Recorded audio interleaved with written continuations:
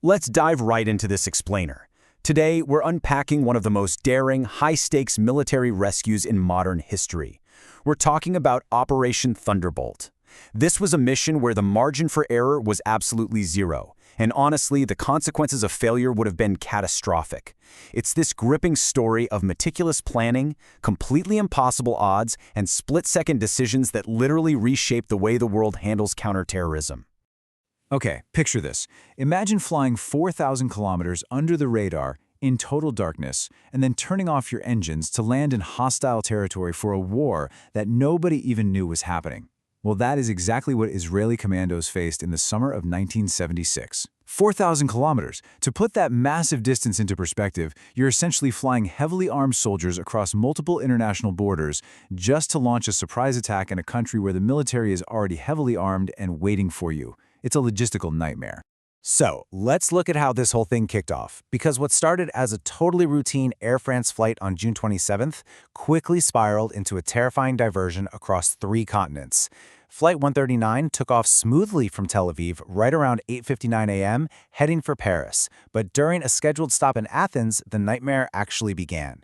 Fast forward to 3 p.m., and the hijacked plane was forced down in Benghazi for a really tense refueling stop before finally being ordered south to Entebbe, Uganda.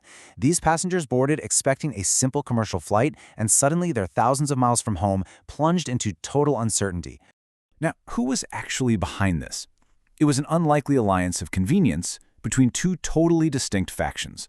On one side, you had Jail and Fayez from the PFLPO, which was an armed Palestinian militant group. And on the other side, Brigitte and Wilfried from the German Revolutionary Cells, a radical left-wing militant organization. It's kind of crazy when you think about it. These 4 individuals managed to completely bypass broken metal detectors and unmonitored X-ray screens in Athens. They smuggled guns and hand grenades in their cabin bags, and just 8 minutes after taking off, they stormed the cockpit and took absolute control of the aircraft. Once they hit the tarmac in Uganda, 3 more armed accomplices joined the hijackers.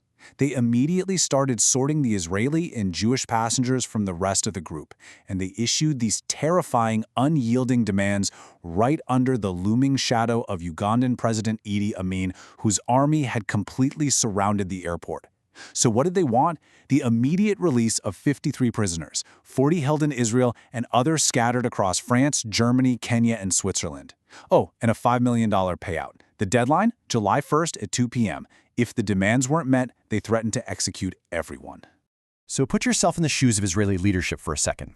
This poses the ultimate geopolitical puzzle. How on earth do you rescue hostages in a hostile country thousands of miles away? The deadline was rapidly approaching.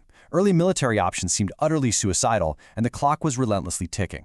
At first, Israel actually tried diplomatic back channels. They reached out to the U.S., African leaders, even the chairman of the PLO, Yasser Arafat, to mediate.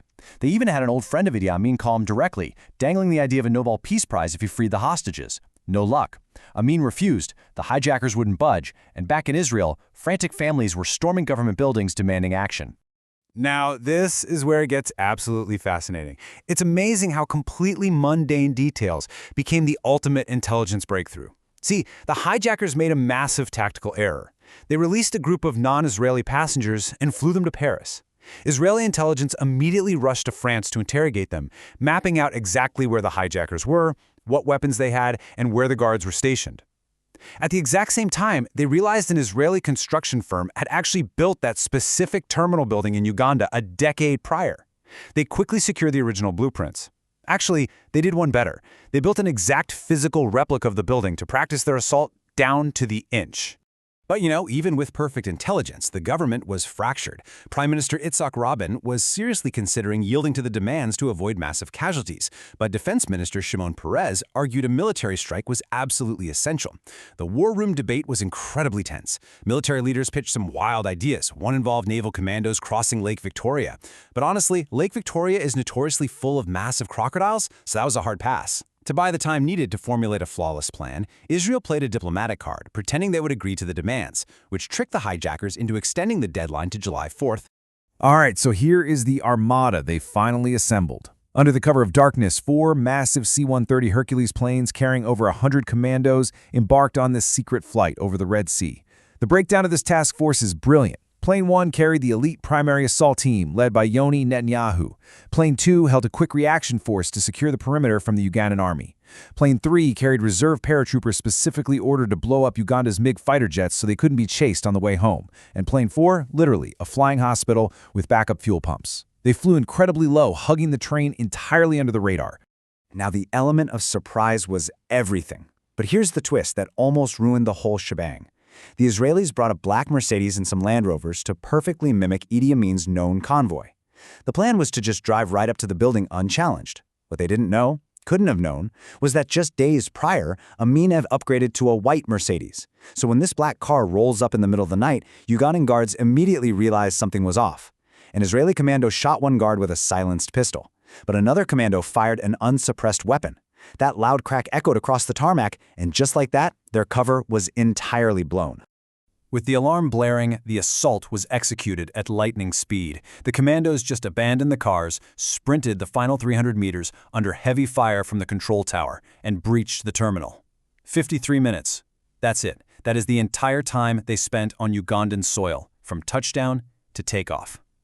Speed was the absolute core of Operation Thunderbolt. They ignored the gunfire raining down on them, engaged the tower guards, and the primary rescue team didn't stop for a single second, rushing straight for the main hall where the hostages were kept. Inside the terminal, it was sheer chaos. As the commandos breached the doors, they're screaming, "Stay down," through megaphones in English and Hebrew. In this terrifying blur of crossfire, they systematically eliminated the terrorists. But tragically, in the massive confusion, a few hostages stood up and were mistakenly caught in the deadly crossfire. 3 hostages lost their lives. And just outside those terminal doors, Yoni Netanyahu, the commander leading the charge, was struck by a bullet and fatally wounded, right at the start of the raid he had helped orchestrate. So what happened next? True to their plan, the commandos literally blew up 11 Ugandan fighter jets on the runway to prevent any pursuit, refueled in Kenya, and flew 102 rescued hostages home to safety. The mission was formally renamed Operation Yonatan in honor of Yoni, who became a profound national hero, a legacy that eventually catapulted his brother, Benjamin Netanyahu, into the political spotlight. However, the victory was marred by one final heartbreaking cruelty. Dora Bloch, a sick hostage who had been moved to a local hospital before the raid, was left behind. Declassified documents later confirmed she was tragically murdered on the orders of a furious Idi Amin as revenge. As we wrap up this explainer, it leaves us pondering that razor-thin line between absolute disaster and historical triumph. Those 53 minutes fundamentally reshaped global counterterrorism forever. It proved a nation could reach across the globe to protect its people with unmatched speed and absolute tactical precision. But it also forces us to acknowledge the severe human cost, the lives lost in the crossfire, the sacrifice of the commanding officer, and the tragic fate of Dora Bloch. The legacy of Operation Thunderbolt is permanently etched in history as the gold standard for special operations. And it leaves us with this final thought. When the clock is ticking and lives are on the line thousands of miles away, exactly how far would you go to bring them home?